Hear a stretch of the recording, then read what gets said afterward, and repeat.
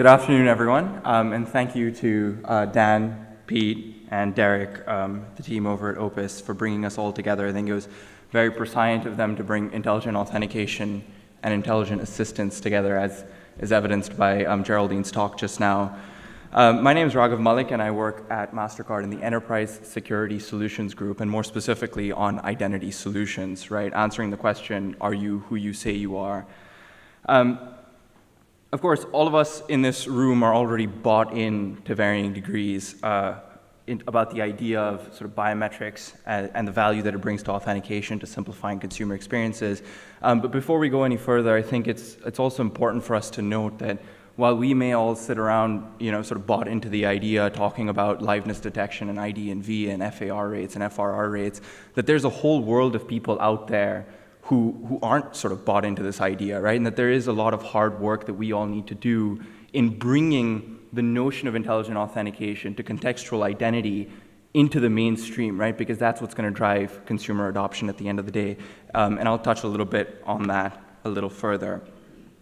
So, with respect to intelligent authentication, we believe that there's two kind of key drivers to that, right? Simplicity and security. I think what's really interesting and was sort of, I guess, unfortunate for me as an employee of MasterCard is that nobody wakes up in the morning saying, you know what, I really want to pay for something today. And even worse, as a security guy, nobody wakes up going, you know what, I really want to pay securely today. That just absolutely doesn't happen, right? We know that consumers are frustrated with passwords. Over 50% of them want to see passwords replaced by a technology that delivers more convenience, but the same peace of mind, right? And so that's kind of the situation we're looking at today, right? How do we deliver simplicity and security in the space of authentication, right? And I'm going to spend a lot of time today talking about the impact that we see based on our research that delivering simplicity and security has on the relationships that we share as businesses with our consumers. This is, of course, grounded in the research that we've done with about 1,000 consumers across the Netherlands and the US with our trials of Identity Check, which is our biometric authentication solution, and now also in Canada, in fact. And then also I want to spend a little bit of time talking about tomorrow, right, the Internet of Things. How are we going to take the model of simplicity and security today, where we see a variety of sort of multi-channel approaches to engaging our consumers, but that adding a new dimension to multiple devices, right? As you said, there's going to be sensors everywhere. Devices are going to be talking to each other, paying each other, interacting with each other. And what is the notion of authentication and identity in that environment? So I'll spend a little bit of time talking about strategies for delivering simplicity and security in that new world as well. Just to sort of deal with the elephant in the room, I'm sure some of you have heard about something called Selfie Pay. It's definitely been something that the media has really enjoyed talking about. And I like to think of it as the Pentium of biometrics. About 23 years ago, Intel was selling chips that were numbered 386 and then 486, and then it was going to be 586 and 686. And then they paused, and they went to a company called Lexicon, and they said, hey, can you help us brand this? Can you name it for us? And I went on Lexicon's website, and they say that the idea of a name is to tell a good story. And there's three things to telling a good story. One, get their attention. I think Selfie Pay does that all by itself. The second is make it interesting. Hey, you can pay for things with your face. I think that did the job there. And finally, tell them something new. You're never going to have to use a password again. Never again for payments will you have to remember something and input it, or copy a code from your phone and put it into your browser, or worse still, depending on what country you're in, carry around a reader into which you stick your card, then type your PIN, then it generates a number, and then you copy that over in a browser. Just a terrible experience, right? And so just to set that aside, we are still going with Identity Check as being our solution, but the notion of Selfie Pay, we've done with facial recognition what Apple and Samsung and all these device manufacturers did with fingerprint, right? Bring it into the mainstream. Turn it around from being something that was used on criminals to identify them and put them in lockup, to being something that I could use to get into my phone as a matter of ease and simplicity, right? But also matched up against security. So that's what we've done with Selfie Pay. So now, what really is MasterCard Identity Check? Well, it's a multi-factor, multimodal biometric authentication solution that's been designed to help our customers, right, identify their consumers across a variety of use cases. At the moment, obviously, the frustration that consumers face is that if I'm on the call center, you're asking me what my mother's maiden name was. If I'm paying online, you're sending me a one-time password via SMS, and the list just goes on, right? So what we've done is we've designed a modular solution that allows our customers to say, you know what, it doesn't matter where you are, it doesn't matter what you're doing, I can ping this and ask for your identity. And when I say it's multi-factor, it's not just a fingerprint, it's not just a face, right? There's device identification that's going on in the background, so we know that it's really your phone.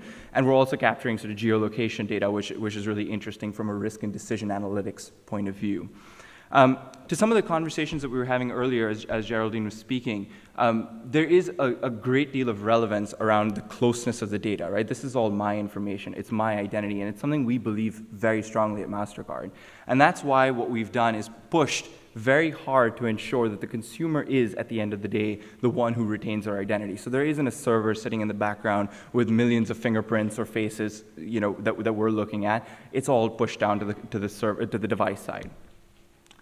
Now, instead of my going on and talking too long about Identity Check, why don't I quickly show you a video that tells you a little bit about the solution, but also showcases some of the research that we've done around our trials with our consumers in the two countries I mentioned earlier.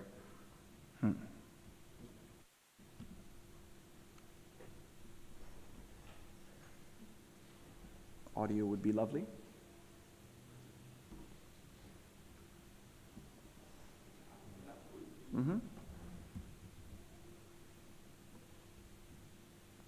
Well, unfortunately, you're going to miss some of the interesting statistics that I had to show. But in any case, the meat of what I wanted to discuss was kind of the impact that we see on consumer relationships when you deliver these two basic principles of simplicity and security. So I'm going to go past some of the statistics that you would have seen in the video and talk a little bit in depth about these four principles: satisfaction, collaboration, loyalty, and trust. And I was sitting there taking some notes when Geraldine was speaking. That slide that she had on with the four principles around it, these actually map very, very closely to some of the stuff I'm going to be talking about here. So let me just get right into it. Let's start with satisfaction. I'd mentioned earlier that over 50% of consumers would like to see better technologies, something better than passwords be used, right, from both a convenience and a security standpoint. Well, when we did these trials, we asked consumers, why did you sign up for this? And almost universally, they told us, we signed up because we thought it would be easier than passwords. Oh, great, that's what you want to hear. Why did we build this product? Why did we create this solution and offer it out to you? Universally, well, yeah, it's because it's safer than passwords, right? And that's the kind of two-way street that you want to have with consumer, right? I think you would use the word mutual, Geraldine, right? There's a give and a take, right? In the digital era, I'm willing to give a business some of my data if you can show me some value. I will give you some space on my phone and install your app if it adds some value to my life. I will spend some time giving you feedback if you can show me that you're bringing that on board to improve my experience, right? And that's what's incredible about using smart and simple authentication techniques.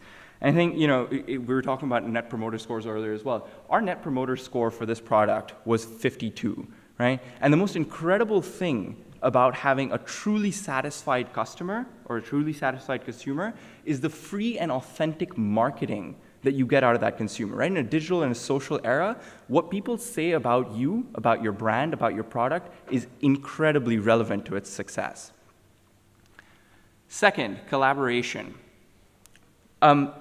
I think a lot of the security experts in the room will recognize that one of the biggest issues in security, the biggest gap or the weakest link in the chain of security is the end user, right?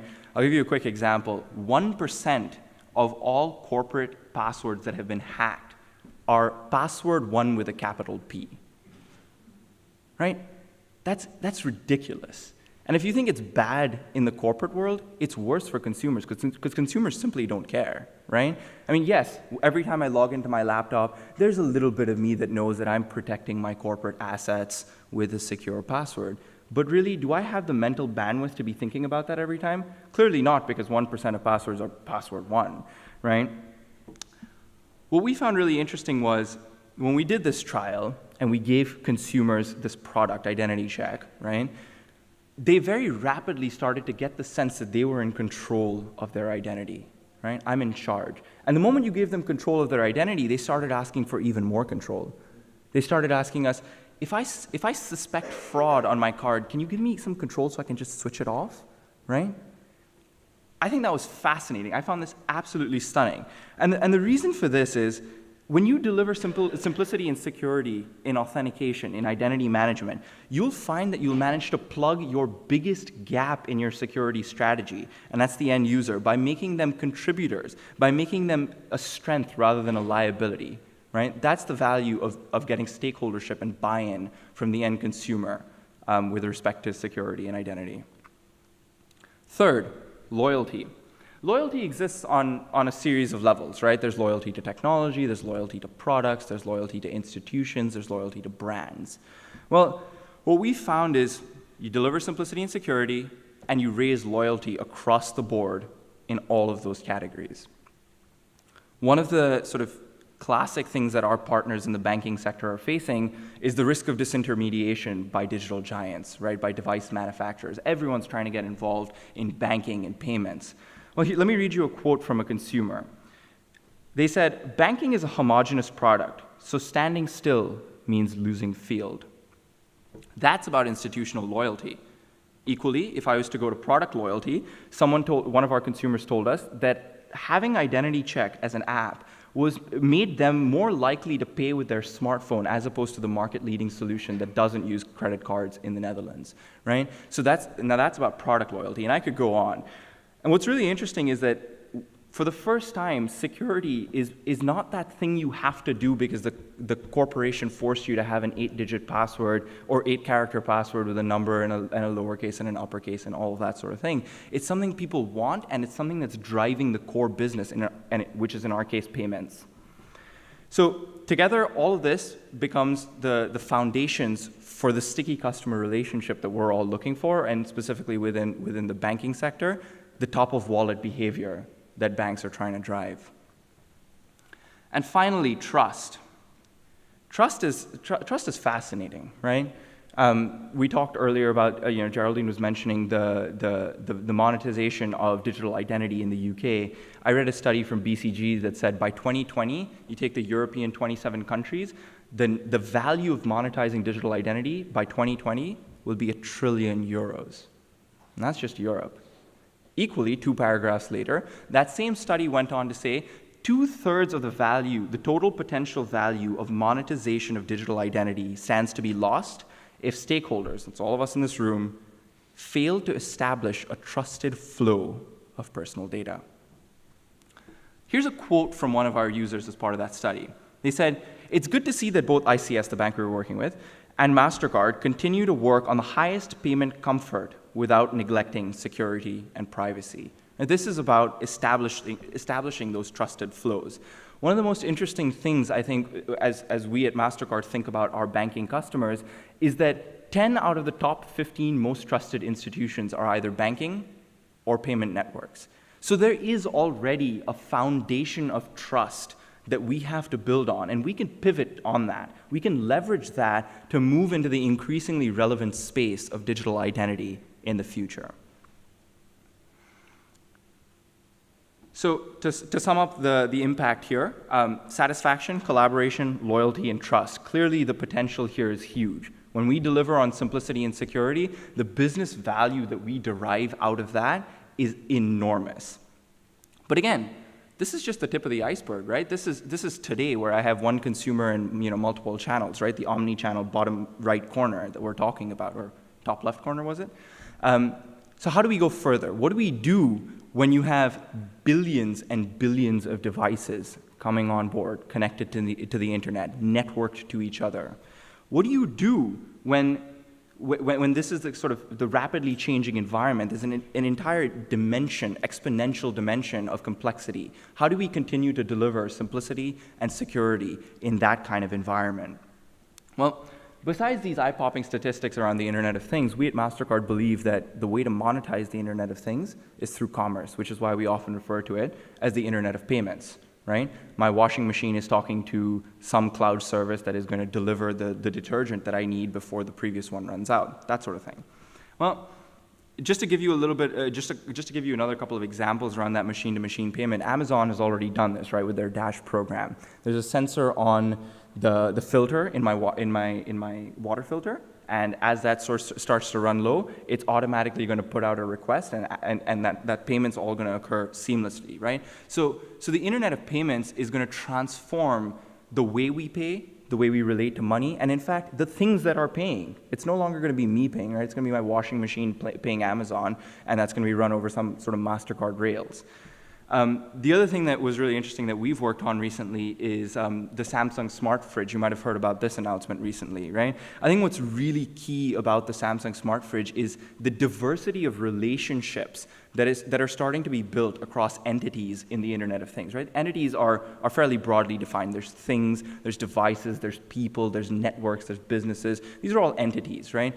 In the case of the Samsung Fridge, you have a fridge that's plugged into the MasterCard network, which is plugged into a retail service grocery provider, and all of that, those are not adjacent categories, those are very diverse categories, right? So we're building really diverse relationships, and if you sort of stick with me here for a minute, I don't think it's going to be too long before that fridge is going to be using machine learning to pay the drone that came to deliver my groceries that were ordered based on an algorithm that involved absolutely no human interaction whatsoever. Well, in that environment, what's the role of identity? Who made the payment? Did I make the payment? Did my fridge make the payment? Is there going to be a fingerprint reader on the fridge so that I can stick my fingerprint there? Well, absolutely not, right? But this is the end game we're solving for. We think that there's a huge amount of potential here, and that's what we're really looking forward to as we design our solutions. So like I said, what's the role of authentication in this environment, right? To me, I think the notion of relationships is absolutely key, right? We no longer have a simple set of use cases where a user initiates some sort of an event, whether it's a transaction or a login event, and then we attach some sort of authentication to it, right? I mean, who initiated the event in the fridge scenario? We don't really know, right? What we have now is a complex web of interconnected devices that are making decisions and completing transactions. Just to give you a sense of scale, on the previous slide, I had said that there's 30 billion devices by 2020 that are going to be connected to the internet. Do you know what the formula is for the number of relationships that exist between two devices in an n-device scenario? If I have 3 devices, I have 3 possible connections between them. If I have 4 devices, I have 6 possible connections. The formula is n times n minus 1 over 2. With 30 billion devices, that's 4.5 times 10 to the 20 connections, relationships. That's on the order of how many stars there are in the universe, right? How are we going to make sense of this web? Well, I think we need a framework to simplify our understanding of this and to continue to deliver that security to the end consumer.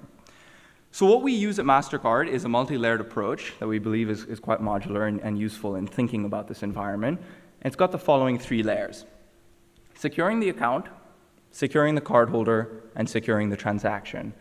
Securing the account is about the credential, right? I can pull out my card and I've got 16 digits on it. Equally, those 16 digits are cryptographically stored on the chip in my card, or if you're in the US, hopefully on the chip on your card. We'll see how that's going. Or equally, the tokenized version of that on my smartphone, or some sort of cryptographically stored version on my smartwatch or my fridge or whatever else it might be. But one way or the other, that payment account information needs to be secured. The second is securing the cardholder. I think we're all quite familiar with the technologies that exist there and what the ideas there are. But what's critical to note is that you can't do one without the other. You can't do one independently of the other. You have to treat each one of them separately, but we also have to find ways to create links, right? How do I know that really well encrypted PAN, that account information, is really linked to Raghav? How do I know that, right? That's the link between layer 1 and layer 2. And finally, securing the transaction, right? Once upon a time, there was just the magstripe data. I would swipe my card, and there was some data that flew over the network and some information about the point of sale, and that's all we had to work with. Well, now I have information about the device, I have information about where it's stored, how it was encrypted, et cetera, et cetera. Then I have a whole bunch of locational information, contextual information, biometrics from layer 2. Who's making sense of all of this data? Who's looking for patterns here? Who's doing the real-time analytics, running those algorithms to improve decisioning? That's that transaction layer, right? And we believe that these three pieces are individually and independently the three things you need to solve for, but collectively these things need to work together. So what now is the role of layer 2, right? Identity in this space? Well, as I see it, we are trying to create an expanding web of understanding, of relationships, right? We talked about relationships on the previous slide. And what we're trying to do is securely establish those relationships between people, between devices, between networks and systems and businesses, right? And that's really the role of identity and authentication in the future, is to securely establish those relationships, because that's what we're really going to depend on in the Internet of Things, or the Internet of Payments, as we like to refer to it. And so layer 2, right, intelligent authentication becomes the core of creating an expanding web of trust and permissions with a digital persona at the heart of that web. I believe that all of us can come together and use these kinds of ideas, these frameworks, to deliver on the promise of simplicity and security today and tomorrow. Thank you.